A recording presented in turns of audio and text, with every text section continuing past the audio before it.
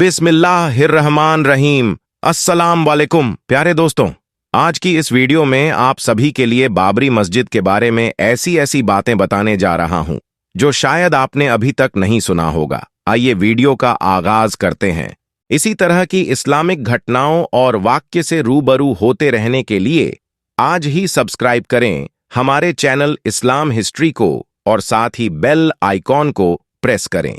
जब भी कोई इंसान धर्म बनाएगा तो देखने में तो उस धर्म के कानून अच्छे लगेंगे, लेकिन उनमें अपने फायदे के लिए जुल्म करना, फरेब देना, नफरत फैलाना, एक इंसान को दूसरे इंसान का दुश्मन बना के अपना फायदा हासिल करना इत्यादि भी शामिल अवश्य होगा। ऐसे अधर्म के कानून धर्म में पिछले दरवाजे से चुपचाप ऐसे शामिल किए जाते हैं कि इंसान को लगता है कि ऐसा करके वो अपने धर्म, अपने देश, अपने देवी देवताओं से वफादारी कर रहा है या जिहाद कर रहा है।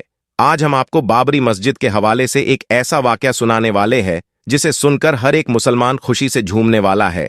तो वह कौन सा करिश्मा सामने आया है कि जिसे जानना हर एक मुसलमान के लिए जरूरी है, और कौन कौन चाहता है कि बाबरी मस्जिद कयामत तक वहीं रहे, वह इस वीडियो को लाइक करके कमेंट बॉक्स में अल्लाहू अकबर जरूर लिख दें। और इस वीडियो को पूरा देखना हर मुसलमान को जरूरी है। और इस बाबरी मस्जिद के करिश्मा की गवाही मुसलमान ने नहीं बल्कि गैर मुस्लिम इसकी गवाही दे रहे हैं। इसलिए यह वीडियो बहुत ज्यादा खास है। इसलिए प्यारे मुसलमान भाइयों, शुरुआत से हम आपको बताते हैं कि यह मस्जिद कैसे बनी, फिर क्या क्या हादसे पेश आए, इसी बीच इसमें क्या क्या देखने को मिला। और आप सभी को बता दूं कि बाबरी मस्जिद की जो तामीर हुई वह 1527 में हुई थी, यानी 465 साल बाबरी मस्जिद लगातार अपनी जगह पर खड़ी रही, यकीनन बरकरार रही। लेकिन 1992 में कुछ राजनेता अपनी सीट को गर्म करना चाहते थे। इस बुनियाद पर बाबरी मस्जिद को शहीद करवा दिया गया, और जिसकी वजह से न जाने कितना बड़ा नुकसान देखने को मिला, यह हम सभी जानते हैं। यानी कि बड़े बड़े हादसे देखने को मिले जिनको देखकर यकीनन रूह कांप जाती है। दोस्तों, वह जो राजनेता थे उन्होंने अपनी सीट को गर्म करने के लिए बाबरी मस्जिद को शहीद करवा दिया था, लेकिन उनकी इस गलती की वजह से न जाने कितने मासूम बच्चों की जान चली गई, जो कि बड़े अफसोस की बात है। बाबरी मस्जिद के हवाले से अगर बात की जाए तो इतिहास में सबसे बड़ा और लंबा अगर कोई केस चला है तो यकीनन नजर में जो आता है वह बाबरी मस्जिद का ही केस है। और प्यारे दोस्तों, आखिरकार 2019 में इसका फैसला आ ही गया था। और जैसे कि आप सभी को पता है कि बाबरी मस्जिद की जो जमीन थी वही हिंदू संगठन को दे दी गई थी। इसके अलावा बाबरी मस्जिद की जगह 5 एकड़ जमीन अयोध्या में मुसलमान को या फिर मुसलमान के हक में 5 एकड़ जमीन दी कि जहां पर मुसलमान चाहे मस्जिद बनाएं या फिर कुछ और बनाएं। मुसलमान भाइयों, इस 5 एकड़ जमीन को लेकर कोई भी मुसलमान खुश नहीं था, लेकिन सुप्रीम कोर्ट का जो फैसला था उस फैसले को मानते हुए उन्होंने उसे जमीन को स्वीकार कर लिया। और मैं आप सभी को बता दूं कि 5 एकड़ जमीन के ऊपर हॉस्पिटल भी बनने जा रहा है, साथ साथ एक मस्जिद भी बनने जा रही है। अब हम करिश्मा के हवाले से बात कर लेते हैं, जो कि एक बहुत ही बड़ा करिश्मा था, और वह देखने को मिला है अयोध्या के अंदर, यानी उस जगह जहां पर बाबरी मस्जिद को शहीद किया गया था, उसी सर जमीन के ऊपर जहां पर मस्जिद थी। प्यारे दोस्तों, यह राज और यह अल्लाह की कुदरत सामने नहीं आती अगर बाबरी मस्जिद शहीद नहीं होती। जो मस्जिद लगातार 465 सालों से जिस जगह पर बाबरी मस्जिद खड़ी हुई थी वह जगह कोई मामूली जगह नहीं थी। यानी प्यारे दोस्तों, मस्जिद की जगह पर राम मंदिर बनाने के लिए उस जमीन की खुदाई की गई तो प्यारे दोस्तों 200 फीट गहराई में एक नदी सामने आई थी। यानी कि बाबरी मस्जिद के अंदर कोई आधुनिक टेक्नोलॉजी का इस्तेमाल नहीं किया गया था, और नीचे नदी होने के बावजूद, रेतीली होने के बावजूद उसके ऊपर लगातार 465 साल से बाबरी मस्जिद वहीं पर खड़ी थी। यह अल्लाह का एक बहुत ही बड़ा करिश्मा है।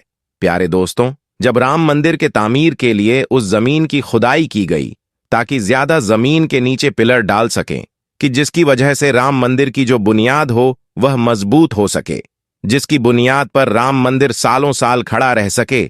लेकिन जब बाबरी मस्जिद के नीचे की खुदाई की गई तो मालूम यह पड़ा कि इसके नीचे पिलर भी खड़े नहीं हो सकते। यानी कि प्यारे दोस्तों, रेतीली जमीन होने की वजह से और नदी होने की वजह से अगर पिलर खड़े किए जाएं तो वह धंस जाएंगे और आखिरकार उन लोगों को काम रोकना ही पड़ गया। दोस्तों, यह बात मैं अपनी तरफ से बनाकर नहीं बता रहा हूं।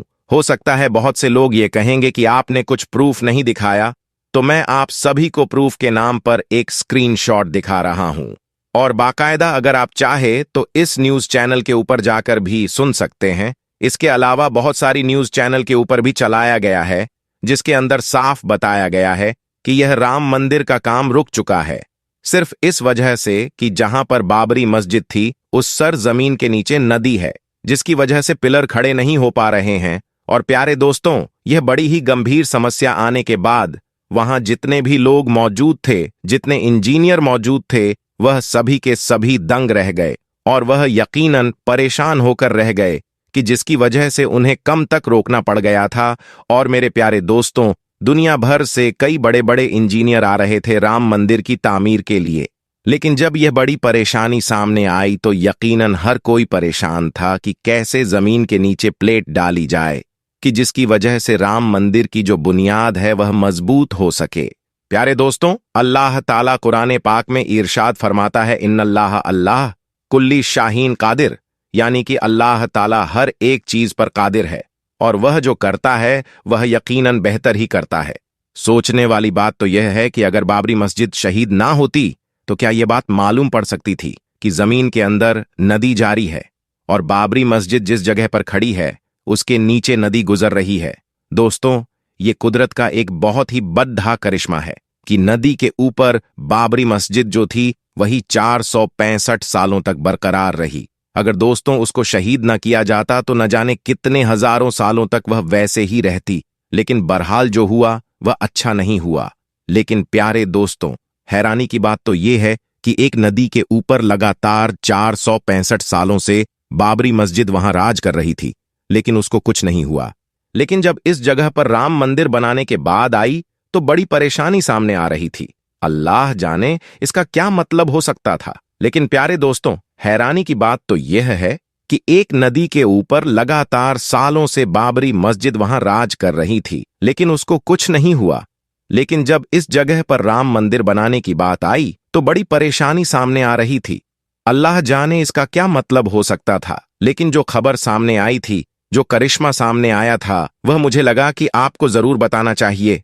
और इस चीज की गवाही मुसलमान नहीं दे रहे हैं, बल्कि इसकी गवाही तो गैर मुस्लिम भी दे रहे थे। प्यारे दोस्तों, हम बाबरी मस्जिद करते रहते हैं, लेकिन हमारे जो मोहल्ले के अंदर जो मस्जिद है वह वीरान हो रही है। और अगर हम जाकर अपनी मस्जिदों को देखें तो 1 से 2, 2 से 4 और 4 से 5 सफ़े ही मिलती हैं।